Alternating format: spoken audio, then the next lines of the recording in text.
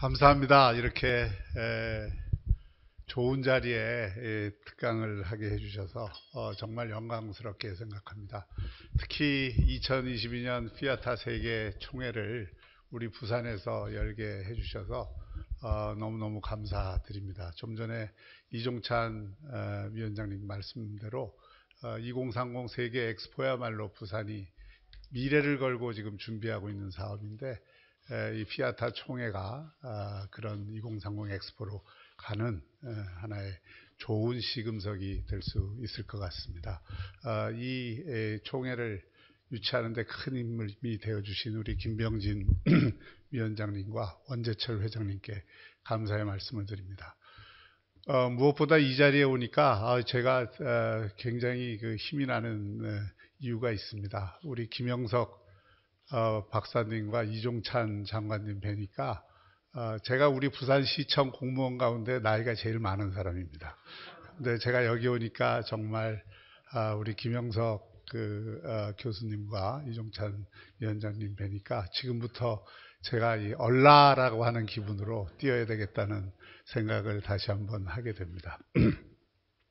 우리 부산에 이 유명한 교회의 목사님이 계십니다. 그분은 평생 부산에서 사셨는데, 이분이 어렸을 때 서울에 사촌집에 놀러를 갔더니 자기 사촌 동생이 자기 엄마 시골에서 형 왔어 이러더래요. 그래서 불렀대요. 이 골방으로 불러서 꿀밤을 때리면서 나 따라해봐. 시골이 아니라 제2도시 부산 이렇게 따라해봐. 그래서 평생 그 부산을 시골로 못 부르게 했답니다. 저는 평생 서울 부산을 왔다 갔다 하면서 서울과 부산을 사실 누구보다도 잘 아는 사람이라고 할 수 있는데, 학교는 전부 서울에서 나왔고요. 태어나기 부산에서 태어났고, 또 철들고 교수가 된 이후에 30대 초반에 제가 교수가 됐는데 30년을 서울 부산을 왔다 갔다 하면서 주거는 부산에서 했지만 일을 주로 서울에서 많이 했기 때문에 서울 부산을 왔다 갔다 하면서 둘 다를 볼 수가 있었는데, 제가 느낀 게 두 가지가 있습니다. 하나는 정말 서울에 산 분들은 서울에 있으면 지방이 안 보인다. 시골이 안 보인다. 심지어 부산이 제2도시임에도 불구하고 지방을 잘 못 본다. 인간은 감각적 동물이기 때문에 자기가 사는 감각의 세계를 넘어선 데에 대해서는 이해를 잘 하려고 하지 않고, 그리고 대개 자기 자신의 중심적인 관심 바깥에 있기 때문에 그것을 남의 문제로 생각을 합니다. 우리가 대한민국에 같이 살고 있고 대한민국 사람이지만 서울에 있는 사람들은 서울과 수도권만 보인다. 저도 그런 인식들을 한때는 많이 가졌습니다.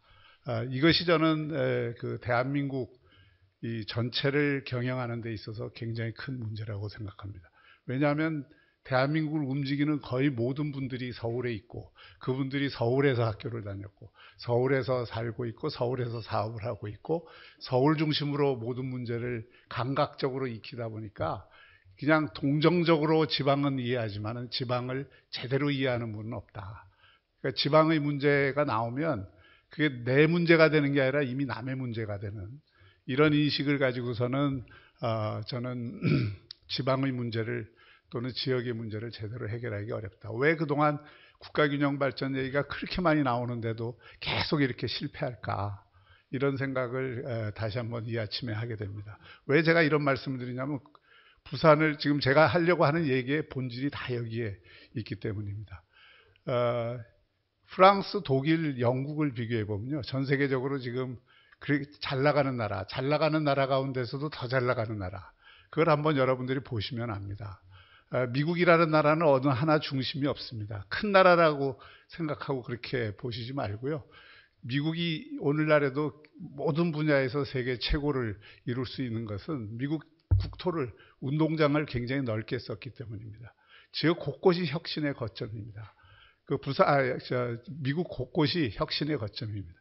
뉴욕만 있는 게 아니고 샌프란시스코도 있고 텍사스도 있고 또 시카고도 있고 보스턴도 있고 노스캐롤라이나도 있고 시애틀도 있고, 어딜 가나 자기 특성에 맞는 혁신 거점을 한 20개 정도 이상 만들어 놓으니까 미국 전역이 다 혁신 거점이 되고 그 혁신 발전의 주체들이 되고 있는 겁니다.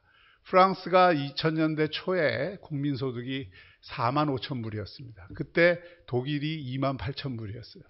왜냐하면 독일은 독일 통일 때문에 굉장히 어려움을 겪고 있을 텐데 지금 독일이 국민소득이 6만 불에 가깝습니다. 근데 프랑스는 여전히 4만 불대 초예요.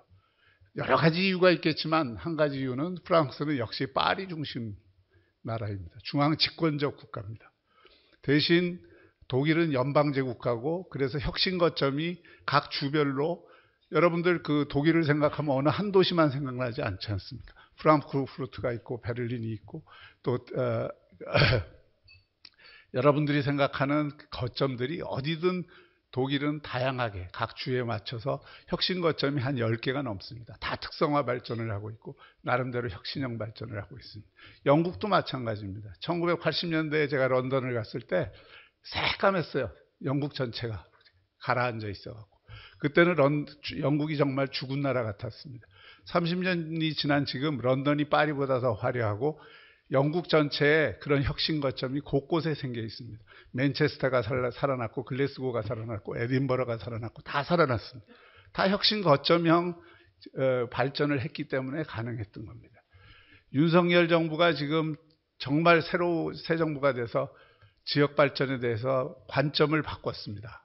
저에게 굉장히 의미 있는 변화라고 생각하는데 이것은 작년 대통령 후보할 때부터 저도 많이 토론을 했고 저와 같은 생각을 가진 분들이 대통령과 많은 토론을 거쳐서 대통령 자신의 인식이 지금은 혁신형 지역 발전을 해야 되겠다.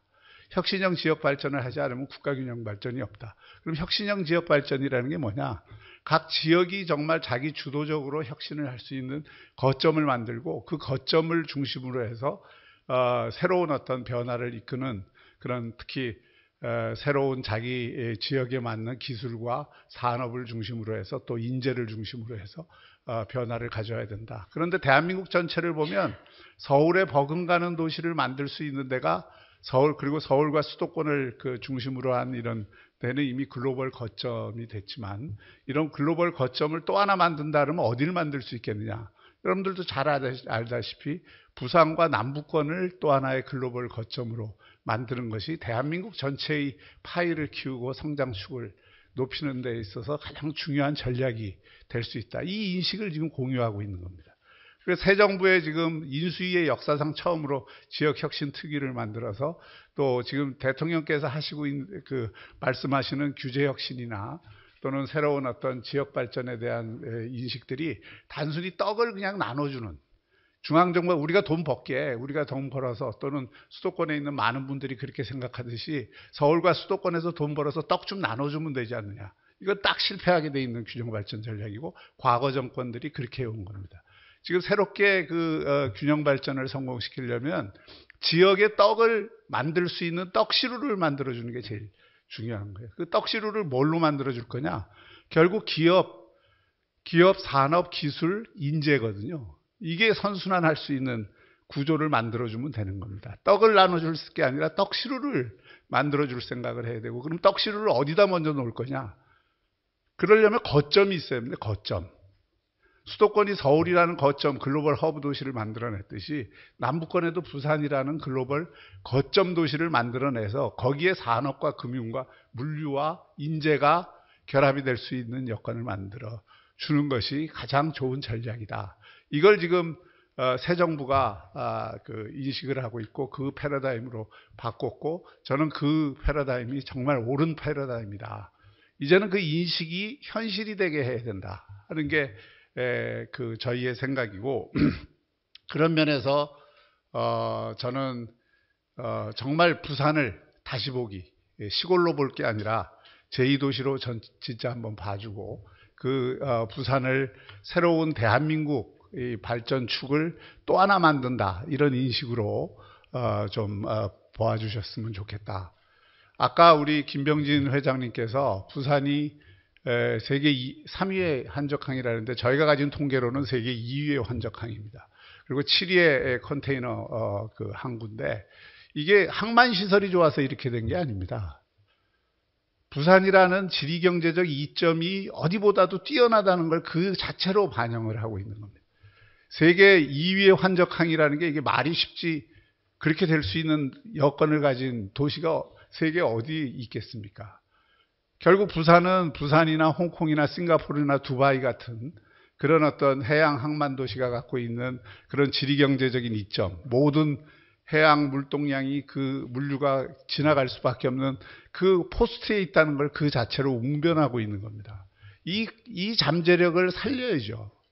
그게 대한민국을 위해서 굉장히 중요한 일이라고 생각을 합니다. 그리고 실제로 그러기 위해서는 부산이 갖고 있는 그런 경제적인 이점을 뭐 많은 분들이 말씀하시지만 이게 만약에 북극 항로까지 열리게 되면 거의 황금알을 낳는 도시가 되는 겁니다. 여기가. 근데 대개 보면 홍콩이나 싱가포르, 두바이 이런 나라 도시들의 공통점이 있지 않습니까? 상하이까지 포함해서 물류가 있는 곳에 이런 물류가 지나가는 그 핵심 도시에 바로 금융이라고 하는 것이 함께 붙는 겁니다. 물류 도시가 되지 않고 금융 도시 되는 데가 별로 없습니다. 서울이 국제 금융 도시 될 수 있죠. 근데 약점이 있습니다. 물류 기능이 약한 거예요, 서울이. 그렇기 때문에 사실 대한민국의 금융 기능을 서울을 중심으로 해서는 이미 그 허브 기능이 생겼지만 하나 더 만든다면 당연히 부산에 만들어야 됩니다. 이 물류 거점에 금융 거점이 같이 결합해서 물류 금융 도시를 만들어줘야 이게 두바이나 싱가포르나 홍콩과 같은 도시로 성장을 할 수 있는 겁니다. 제가 부산에 산업은행 가져온다 그러니까 이것도 역시 떡을 나눠준다 이렇게 생각을 하고 왜 산업은행을 서울에 멀쩡한 걸 가져가냐. 산업은행이 오는 게 중요한 게 아니고요. 더 중요한 건 여기에 부산을 글로벌 금융 허브로 만들겠다는 발상이 중요한 겁니다.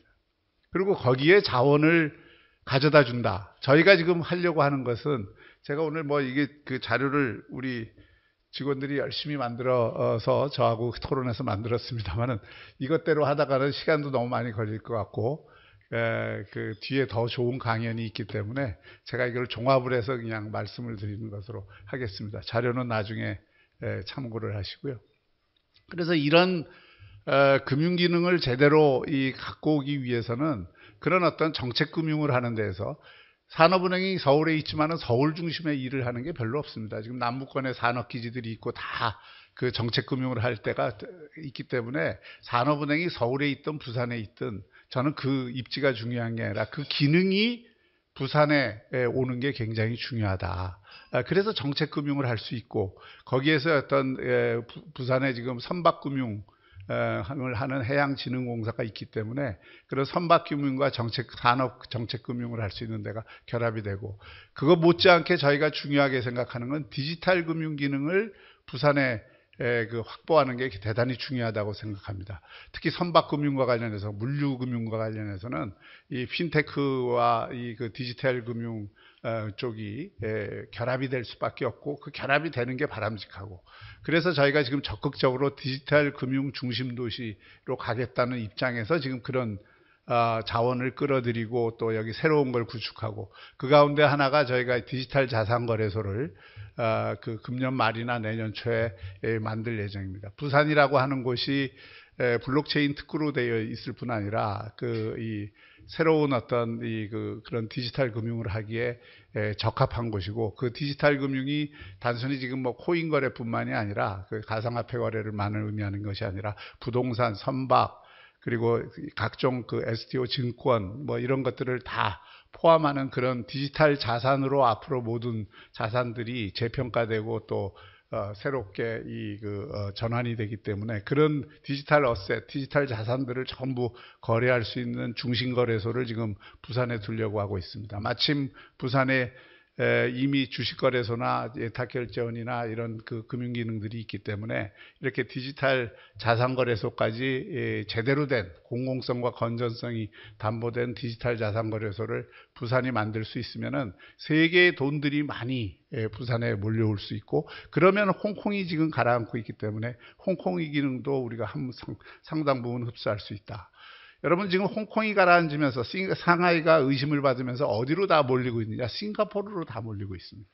싱가포르 근데 오피스가 없어요. 공실률이 없습니다. 싱가포르에. 근데 싱가포르는 한계가 있습니다. 나라도 작고 날씨도 그렇고 뭔가 좀 답답하고. 근데 그에 비해서는 부산이 만약에 그런 기능들을 흡수할 수가 있으면은 지리 경제적으로도 그렇고, 그리고 여러 가지 어떤 입지나 그 삶의 여건 이런 측면에서 부산이 싱가포르 못지않은 곳으로 발전할 수 있는 잠재력이 굉장히 큰 곳입니다. 이곳을 살리는 것이 대한민국을 살리는 길이다. 저는 그렇게 생각하고 지금 부산을 이끌고 있다, 이렇게 말씀을 드리고 싶습니다. 실제로 이 부산이 물류라고 하는 것이 잘 아시다시피 앞으로 더 확장될 수밖에 없고, 또 이 앞으로의 물류는 해양 물류와 항공 물류가 결합이 될 수밖에 없습니다. 해양 물류와 항공 물류가 해운 물류와 항공 물류가 결합될 수밖에 없고, 또 그 결합이 되어야 제대로 된 물류 도시가 될 수가 있습니다. 지금 대한민국 항공 물류의 98%가 인천공항에 집중되고 있습니다. 물론 수도권에는 좋은 일이죠. 그런데 남부권에서 예를 들어서 경소단박의 새로운 산업, 4차 산업혁명에 맞는 신기술 산업, 그리고 세계가 지금 일종의 큰 배달 네트워크가 됐는데, 그 배달 네트워크에서 신속성을 확보할 수 있는 그런 산업들을 부산에 가지려고 하면 항공 물류 없이는 되지가 않는 겁니다. 인천공항을 이용해라? 말은 쉽지만 그 인천공항 이용하려면은 거의 하루 이틀 더 걸려갖고 하는데, 그 물류 경쟁력, 물류비를 확보를 못하는, 또 그 배후에 그런 신속하게 옮길 수 있는 시스템이 안 갖춰 있는데 여기에 새로운 산업이 올 수 있습니까? 그러니까 이런 국토부가 발상을 확 바꿔야 된다고 저는 생각하는데, 죄송합니다. 이걸 여객공항으로 자꾸 생각하니까 가덕도 공항을 저희가 여객공항으로만 생각하는 게 아닙니다. 물론 여객공항도 중요하죠. 그러나 여객공항은 어디든 기능을 할 수 있는데, 물류공항은 대한민국에 항공 물류할 수 있는 데는 인천하고 부산밖에 없습니다. 항만을 끼고 있는 여기에 항공 물류 기능을 줘야 부산이 뭔가 새로운 물류와 신산업을 할 수가 있는 겁니다. 그래서 가덕도 공항을 항공 물류공항, 왜 김해공항 안 되느냐? 김해공항 24시간 공항이 안 됩니다. 군사공항이기 때문에. 그리고 김해공항이 갖고 있는 여러 가지 한계가 있어서 가덕도 공항을 만들려고 하는 건데, 서울에 있는 분들은 지방이 안 보이니까 이 가덕도 공항 만든다 그러면 고추 말리는 공항 또 하나 만드느냐 그래요. 정말 답답하기 그지없습니다. 이런 어떤 저희가 2030 엑스포 때문에도 가덕도 공항이 필요하지만, 사실은 더 본질적인 것은 여기 부산을 물류, 금융, 신도시로 만들기 위해서는, 새로운 거점으로 만들기 위해서는 항공 물류 기능을 갖는 공항이 필요하고, 그 항공 물류 기능을 갖는 공항이 세계 2위의 환적항, 그 환적항이 갖고 있는 입지적 장점을 항공 물류까지 결합이 된다 그러면 그 강점을 극대화할 수 있고, 그러면 우리가 두바이나 싱가포르나 홍콩을 겨냥을 할 수가 있는 겁니다. 그래서 이 가덕도 공항의 필요성에 대해서 저희가 강조를 한 거고, 그것도 지금 하는 것처럼 세워라 내워라 이렇게 만들어 갖고는 녹은 아이스크림이 됩니다. 아이스크림 주려면 빨리 맛있을 때 줘야지. 지금 막 난리가, 지금 아까 서플라이 체인 말씀하셨지만은 난리가 나고 이 항공 물류에 대한 수요가 굉장히 폭증할 거라는 게 팬데믹 상황에서 분명히 입증이 됐는데, 이 공항을 세워라 내워라 만들 수 있습니까? 패스트 트랙에 올려야죠. 어떤 방법을 써서라도. 혁신하는 사람은 도전하는 사람들이 혁신하는 겁니다. 도전하지 않고 그냥 과거의 방법으로. 제가 부산시 경영을 해보니까 제일 안타까운 게 우리나라 행정의 속도가 너무 느려요.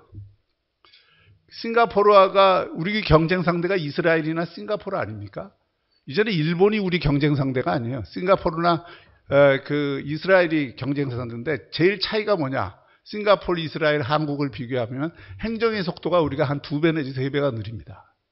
이 행정의 속도를 느리게 하는 것들이 대부분 규제고, 그 다음에 여러 가지 이유를 들어서 절차를 그냥 한없이 늘린 거고, 그리고 그런 예산을 찔끔찔끔 쓰기 위해서 또 어떤 하나 사업을 하면은 시간을 길게 하는 건데, 이런 행정의 속도를 갖고는 민간의 혁신 속도를 행정이 따라가지를 못합니다.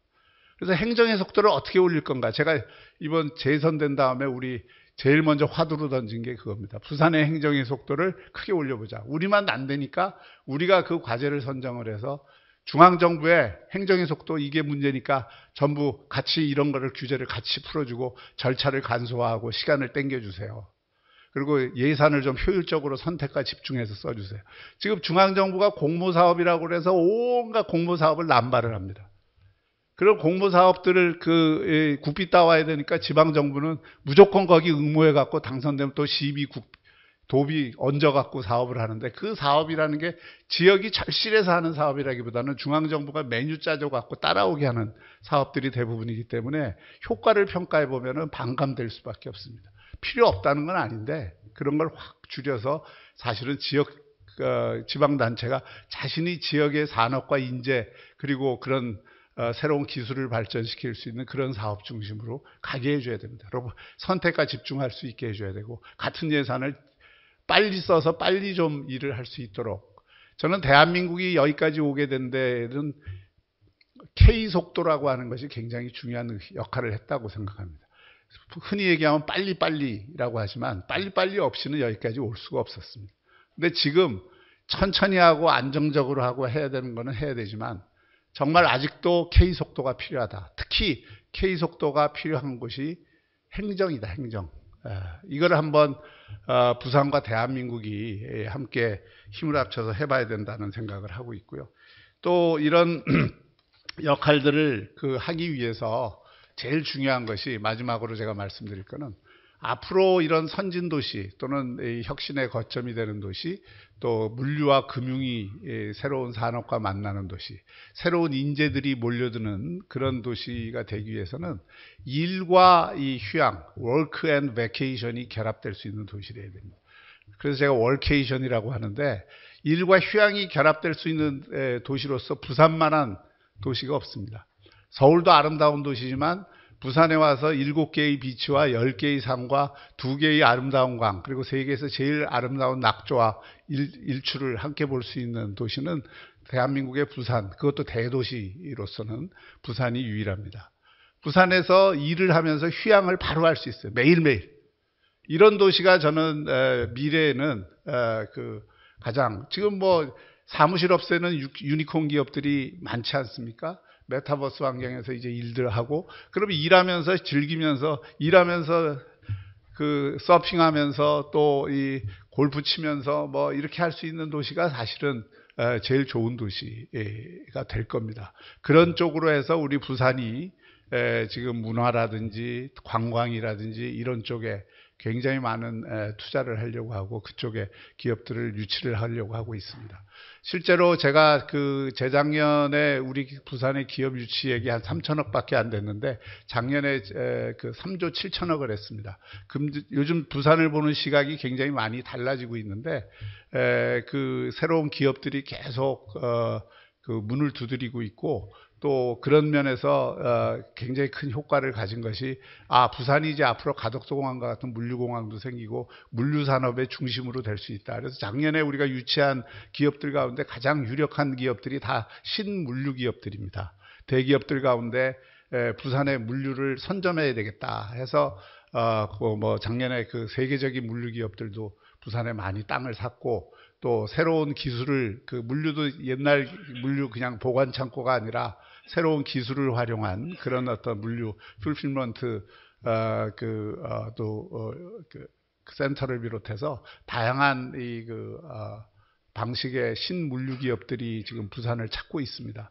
그래서 저희의 꿈은 사실 10년 안에 이런 부산을 정말 물류 허브 도시로, 국제 물류 허브 도시로 만드는 것이고, 그러면서 그 금융기능과 또 다시 태어나도 살고 싶은 그런 부산을 한번 만들어 보는 것입니다.